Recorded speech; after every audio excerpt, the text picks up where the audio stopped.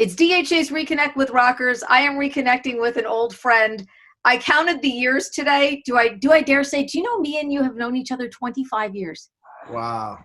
2-5, baby, 2-5. You were a baby. I was sort of like an older teenager. How's that? But 25 years. Yeah. And it was so inspiring. And you know what's ironic? I got out Ledbetter Heights like 2 weeks ago on like a Sunday afternoon, and I was just listening to it. It was before I even knew we were going to connect. I'm with Kenny Wayne Shepherd, by the way. I didn't even give you the big intro. And I tell you what, a dynamite record that still holds up. And when I listen to it now, I go, how did that kid write those songs then? I think we took that for granted then, you know? Yeah. Well, I had help, it's like I was finding my way as a writer and as a musician. I mean, I had the opportunity. It was crazy. Looking back on it, I signed my record deal at 16. When I was 17, I was writing songs for my first record, and I had been in the studio and done some demos, but never made an album before. And I was kind of flying by the seat of my pants. I knew I had a chance to do it. And, the record company, Irving Azoff, who signed me personally, he said, just I want you to make a Kenny Wayne Shepherd record, whatever that is. Well, he said, I don't care if it's instrumental. You just do whatever you want to do. But, for me, I grew up around radio.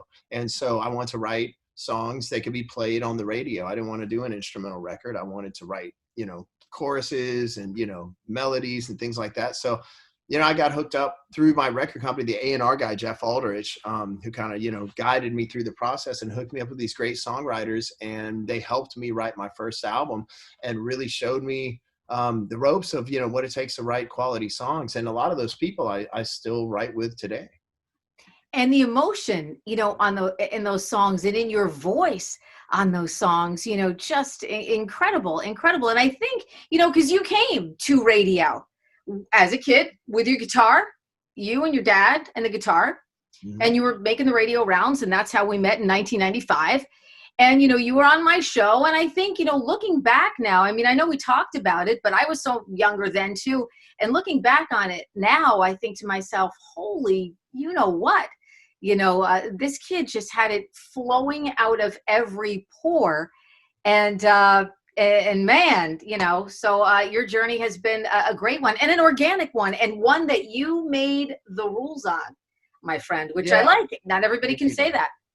Yeah. I mean, I always did my best to resist the pressures of, everybody kind of trying to tell me to do this or do it this way or do it that way. And I just kind of followed my instincts. And, thankfully, I mean, the biggest key, obviously, to my success has been the fans. I mean, early on, radio is what broke my career. And a lot of, the reason why we were going and playing in all the radio stations across the country and meeting wonderful people like you was because of my dad's history in radio. We know how important that was, and we knew how important it would be, to my success. And so radio launched my career, but the fans, that's the other big key, the people that latched on, enjoyed the music and have been with me for so long. And then doing the genre, right? So doing blues or blues-based rock or, however, contemporary blues, whatever you want to call it. But it's a timeless kind of music. It doesn't really, I mean, as a musician, and a songwriter, I always wanted to write songs and record songs that would hopefully sound, it's like the classic rock radio mindset of trying to write songs that 20 years, 30 years later, 40 years later are still getting played on the radio because they don't sound dated and they have this timeless vibe to them. Yeah. Well, you have done that, but we'll get to that later because I want to talk about this great new live collection you have out. We've got it CD, we got a DVD, Blu-ray, we've got it, of course, digitally for everybody. You've got a double record set. You made a live record, I guess it was 10 years ago. 10 years ago was the Chicago record? I think so. Well, yeah. I can't remember when I think it was about 10 years ago, but everybody's wanted you to do something visually.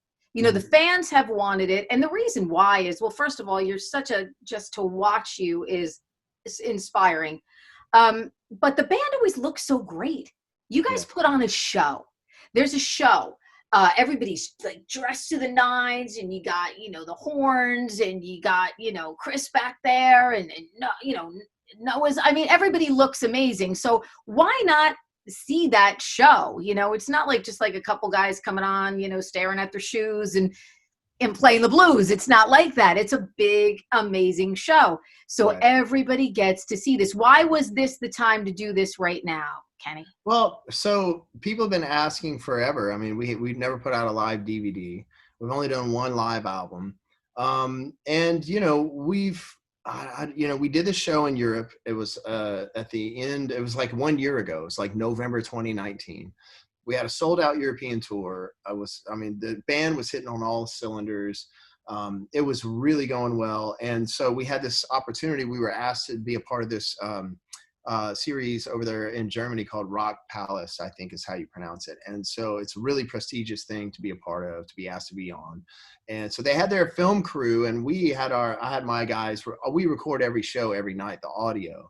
So we had the audio, they did the film, and you know, and we knew at the end of the show, we thought, well, that was a good performance, right? And we went back and watched some of the video. We thought, wow, this is all really good, but just kind of left it at that.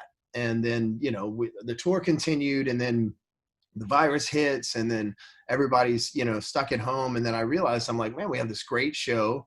And everybody's been wanting this for a long time, and nobody can come see us play right now. So this is probably the best time, if there ever was a time, to put out a live DVD and give the fans what they've been asking for, and give them the opportunity to see us in the comfort of their own home, since they can't come see us, you know, in a theater. Well, and I love that even more now, because I did get a chance to see it. And I was thinking, wow, look at how like on the band was this night, you know, that night. And oh, I figured you guys knew you were doing, you know, the big DVD, but you really kind of didn't know you were doing the big Right. DVD. It was just shot. And it blew me away. And yeah, I was watching and I was like, you know what? I've been to so many shows, but that visual is just incredible. And I think people are going to absolutely love it. And you guys were out on tour, you know, behind the Traveler when everything hit. Where were you? And did you have to just say, like, everybody pack up, we're going home? Or were you getting ready to go out on another leg of touring? So we had just gone, we actually, we did like a cruise in January, and then we had just flown to India and played a big blues festival in India at the end Wow. of February. And then I had a surgery. It's the first surgery I've ever had in my life. And I had it scheduled for the first week of March. And thankfully I got in and got it done before all the lockdown and stuff happened. But we had like a couple weeks off. It was like a 2 or 3 week window. That's why I'd scheduled the surgery for that time. And then we were supposed to start back up at the end of March. And so in the meantime, while I was recovering from my surgery, you know, everything started shutting down, and, Yeah. you know, and here we all still are. So the timing for the surgery was great. Not so good for touring and stuff. You know, it's like, it's been the most unprecedented thing, I think, for us musicians. I've never seen anything like it. Like, we've never really had to postpone tours. We've hardly ever canceled a show in my entire career. Mm-hmm. So, you know, having to constantly, all they do is they're taking the dates that were in place, and then they move them 3 to 6 months out. And then we get closer to that, and we realize nobody's going to let us do the shows. So then we move them 3 to 6 months out further. And it's just this perpetual, it's like rinse and repeat. Yeah, right. Exactly. Yeah. And everybody feels, you know, that kind of a fatigue. That's why we started doing this. And that's why we've continued to do this. I told you before we started rolling, this was a 5-part series, and you will be episode number 44 for us. And because our listeners want to connect. And I'll tell you, every time, you know, I mentioned on the air that I was going to have you on, and I had like 10 people be like, oh, you got to ask him this, you got to ask him that. So every one of these Reconnect things that I do, I do one listener question, because, you know, sometimes we have artists in our studios and people are able to really get up close. So people really miss that. And it's so important for the fans to stay connected, Right. you know, in so many different, aspects. Oh, good. I hear your dog. So when mine start acting up, It is bound to happen. mine, she's ready. She's like a firecracker. So I'm so happy now. I'm so happy. The UPS guy just drove up. So. That's what I'm thinking. Like, I know somebody's going to deliver some box here at some point, and Rosie's going to go like off her rocker. So good, you did it first. Yay! I want to talk about the tunes too. This is just such a amazing collection, and you covered one of my favorite Joe Walsh songs of all time. Yeah. Nobody covers that song. And I'm looking at it and I'm like, no way. Yeah. How did that tune make it sort of into the scape of this great live collection? Well, so we were out supporting our newest album at the time was The Traveler, which is still the most current album that we have. And so we were out supporting that. So it's on the record. And the reason why that song Turn to Stone is on the record is So because good. I was asked to go up and play an event where Joe was being honored. And Joe's a good friend of mine. I've known him since I was 19 years old, you know. And they asked me to come up and perform some Joe Walsh songs along with all the other guest artists that were honoring him that night. And so I'm the kind of guy, like, first of all, I know everybody's going to be jockeying for like Funk 49 and, you know, Right. the songs that everybody knows. And but just like who the guy that I am is, like, I like to dig deep into people's catalogs, right, and not go for the most obvious song, and like maybe unearth something and play it, you know, so that the listeners going, wow, I never heard that song before, and then they find out, oh, it's a Joe Walsh song. Now, I'm not saying this is the most obscure Joe Walsh song, but it's not the one of the immediate obvious ones that comes Right. to It's your not mind. Life's Been Good or, Yeah. Life of Illusion or something. Yeah, yeah, yeah, yeah. So we did that and a couple of other songs, but that was the one for me that night. You know, we're playing it, and he's sitting out there in the audience watching us, and it was pretty amazing. I mean, it came off really well, and I thought, you know what, man, I think my band could do a really good version of that, you know, in the studio. So we did it, and it came out really great. And the recording on the record is like totally live from top to bottom. That's exactly, it went down that way. There's no overdubs or anything, and so which lends itself really well to the live performance. Yeah, and when I was listening to it, Joe is such a stylized vocalist. So his songs are very interesting for a singer, Right. to be able to cover because his voice is so incredibly unique. And what a great job. And I mean, I look at like the track listing. Tell me a little bit about I Want You, which is another one of my favorites. Yeah, that's a song that that was written for The Traveler. And, you know, to me, like, if you ask me, you know, how do you define contemporary blues? Like, I would play you that song. This is Kenny Wayne's Yes, Shepherd's yes. definition of contemporary blues music. To me, it has all the elements. It has that, you know, it has a real kind of traditional vibe to it, but the groove is like really thick and really like loping and greasy and everything. You got the horn section, and, you know, it's like it's got this kind of typical sexy blues lyric to it, you know, but like, I don't know, it's just all the elements come together in that song. It's one of my favorite songs off of the Traveler album, and it's one of Yeah, my me favorite too. songs to Me perform too. live in the current set list. So yeah, I really dig that one. Yeah, that's why I asked you about it because it's like it's got such a sexy sound. And you mentioned before, you're like, I wanted to be a radio artist. I mean, look at Blue on Black. It's like a song that everybody likes to cover now, Hmm. which is wild. I remember when Smith and Myers did it, Brent Smith and Zach Myers from Shinedown, and they did it and they did a great version of it.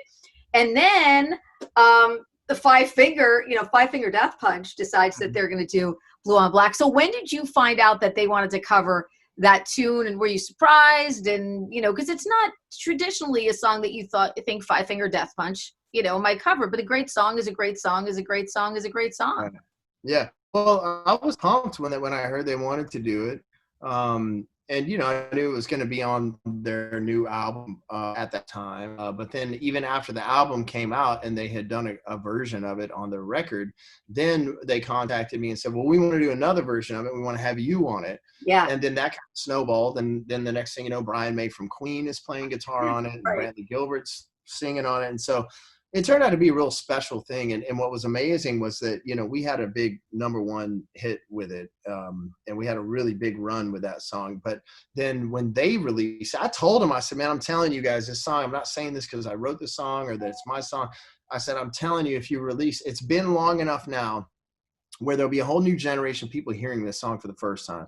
And if you release this song, it'll go to #1. And they did, and it went to #1 on the rock charts. And Yep. so, you know, twice that song has done that for me, and it's been really great. And you know, it's one of the songs, like I said, as a songwriter, I just always hope to be able to write a song or songs like that you know, people could enjoy for many years to come. And that one has really, that's been the defining one for me for sure. Yeah, yeah. And the Kenny Wayne catalog, I mean, it's a rock radio, your rock radio staple. You know, you did something that not a lot of artists can say that they did. And you did it at a time when, you know, the 1990s was all about one style of music. Now, who did I have on this? Oh, you know who I had on with me a couple weeks ago was Damon Johnson, you know, from Brother Kane. We talked about how, you know, the 1990s was a tough time to be able to, you know, kind of stake your claim in music. It was a little different because, you know, you had like grunge and stuff like that was real popular. But to be doing blues and blues, I mean, it was just like there was still a lot of variety in popular music.